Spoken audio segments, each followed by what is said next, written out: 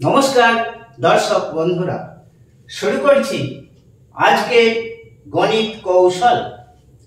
আজকে নিয়ে আসছি বর্গমূল নির্ণয় করার অসাধারণ একটি কৌশল। এর আগের দিনে দেখিয়েছি 25 যোগ করে মাত্র কয়েক সেকেন্ডে বর্গমূল আমরা পেয়েছিলাম। আজকে কিন্তু অন্য রকম কিছু একটা দেখাতে চলেছি। যে কৌশলটি দেখাবো কোনো বইয়ে সেই কৌশলটি কিন্তু পাওয়া যাবে না। কয়েকটি এক্সাম্পল নিলে ব্যাপারটা পরিষ্কার হয়ে যাবে। নিয়ে নিচ্ছি 4 অঙ্কের একটি সংখ্যা 8, 6, 4, 9। এটি কিন্তু 4 অঙ্কের একটি পূর্ণবর্গ সংখ্যা, পারফেক্ট স্কয়ার নাম্বার। আজকে 4 অঙ্কের পূর্ণবর্গ সংখ্যার বর্গমূল দেখাবো। 4 অঙ্কে দেখা যাক কি রয়েছে কৌশল, কত হতে পারে। আমাদের যে চিরাচরিত পদ্ধতি রয়েছে সেই পদ্ধতিতে একটু করার চেষ্টা করছি, কতটা সময় লাগছে দেখা যাক। 4, 8, 6, 4, 9। 8, 6, 4, 9। এখানে একটা দাগ দিতে হয়। এবার কি করতে হবে, দুটো দুটো করে পেয়ার করতে হয়, এগুলো আমরা জানি। এবার জোড়ায় জোড়ায় নামটা করতে হবে। 9, 9, 81 হতে পারে এখানে। এবার এটা বিয়োগ করব 5, এই পেয়ারটা নেমে যাবে 4, 9। এখানে একটা দাগ দিতে হবে, এটাকে 2 দিয়ে গুণ করতে হবে 18। এইবার এখানে এমন একটি সংখ্যা বসাতে হবে, যে সংখ্যাটি এখানে বসাবো, যে অঙ্কটি, সেই অঙ্কটি এখানেও বসাবো, এটাই নিয়ম। শেষে 9 আছে দেখতে পাচ্ছি, যদি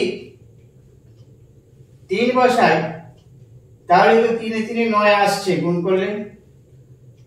আবার যদি 7 বসাই তাও কিন্তু 9 আসবে, 7 7 49। 3 দিয়েই দেখা যাক কত আসছে। 3 আসছে 24 এ 4, হাতে 2, 3 8 3 8 5 চলে এসেছে। যদি 3 দিয়ে এই সংখ্যাটি না আসতো তাহলে আবার 7 এখানে বসাতাম, 549। তাহলে 3টা এখানে বসানো যাচ্ছে। তাহলে এই জায়গাতেও কিন্তু 3টা বসাতে হবে। 5, 4, 9। এইটি হলো আমাদের বর্গমূল 93। এবার আসছি ট্রিক্স।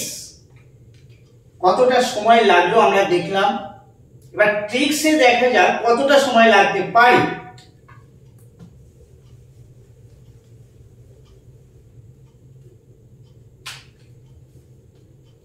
চার অঙ্কের পূর্ণবর্গ সংখ্যা এটি। শেষ দুটি ডিজিটের দিকে তাকাবো। শেষ দুটি ডিজিট 4, 9 আছে, এর বর্গমূলটা করব।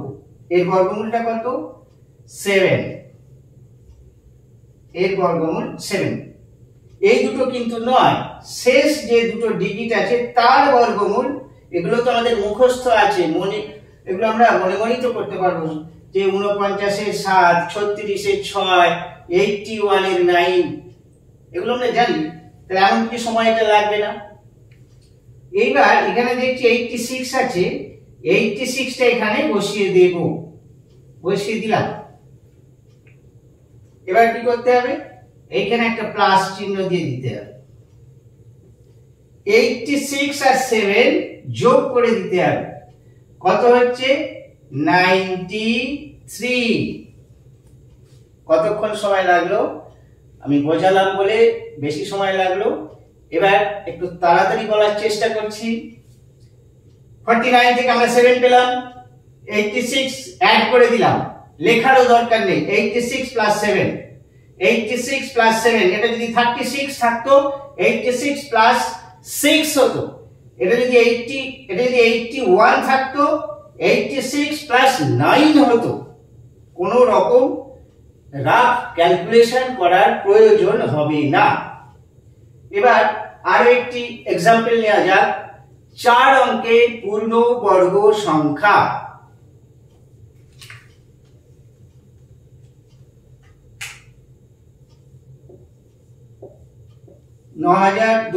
নিলাম, এটি কিন্তু 4 অঙ্কের পূর্ণবর্গ সংখ্যা, পারফেক্ট স্কয়ার নাম্বার। 4 অঙ্কের পূর্ণবর্গ সংখ্যা এটি কত হবে? সরাসরি চলে যাব কৌশলে। এটার জন্য কত আসছে? 4। শেষ দুটি ডিজিটের বর্গমূল 16 বর্গমূল 4 আমরা জানি। এবার এই 92টা এখানে প্লাস হয়ে যাবে। 92 আর 4 কত? 96। রাফ দরকার নেই। 92 প্লাস 4 এর বর্গমূল 4। 92 প্লাস 4, এখানে যদি 25 থাকে তাহলে এখানে যা থাকবে সেটা 25 এর বর্গমূল 5 যোগ হয়ে যাবে। তাহলে এটা পেলাম 96। এবার আরো কয়েকটি দেখা যাক। 9025 এর বর্গমূল কত হবে? আর কোন রকম রাফে যাচ্ছি না, একেবারে অ্যানসারে চলে যাব। 5, এখানে 90 আছে, 90 প্লাস 5 কত হবে? 95। 8836 এটিও পূর্ণবর্গ সংখ্যা। কত হবে? 88 প্লাস এটা 6 তো এর বর্গমূল, তাহলে 88 আর 6 কত হবে? 94। এটি হলো এর বর্গমূল। 8836 এর বর্গমূল 94। এইবার কোন ক্ষেত্রে এই ট্রিক্সটি অ্যাপ্লাই করতে পারবো সেটা বলে দিই। যে কোনো 4 অঙ্কের পূর্ণবর্গ সংখ্যার ক্ষেত্রে এই ট্রিক্স প্রয়োগ করা যাবে না। কোন ক্ষেত্রে অ্যাপ্লাই করা যাবে? 8 দিয়ে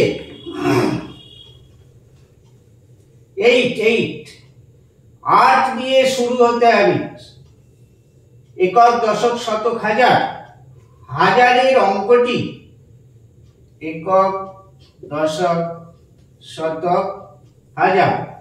হাজারের অঙ্কটি যেন 8 থাকে। আর 4 অঙ্কের পূর্ণবর্গ সংখ্যা তো অবশ্যই হতে হবে। সেই সাথে দ্বিতীয় শর্ত, হাজারের অঙ্কটি 8 হবে অথবা 9 হবে। 8 দিয়ে শুরু অথবা 9 দিয়ে শুরু এমন 4 অঙ্কের পূর্ণবর্গ সংখ্যার বর্গমূল করতে এই ট্রিক্সটি অ্যাপ্লাই করা যাবে। ব্যাপারটা বোঝাতে পারলাম আশা করছি। আরেকবার বলি, 8 অথবা 9 দিয়ে শুরু হবে। 8 অথবা 9 দিয়ে শুরু হবে। হাজারের অঙ্কটি হবে 8 অথবা 9। এবারে এখানে থাকো, যা খুশি থাকতে পারে, অবশ্যই পূর্ণবর্গ সংখ্যা হতে হবে 4 অঙ্কের। আর স্টার্টিং পয়েন্টে 8 অথবা 9 থাকতে হবে, তবে এই ট্রিক্সটি অ্যাপ্লাই করা যাবে। এই ছিল আজকের বিষয়। আবার দেখা হচ্ছে অন্য কোনো কৌশল নিয়ে হাজির হচ্ছি।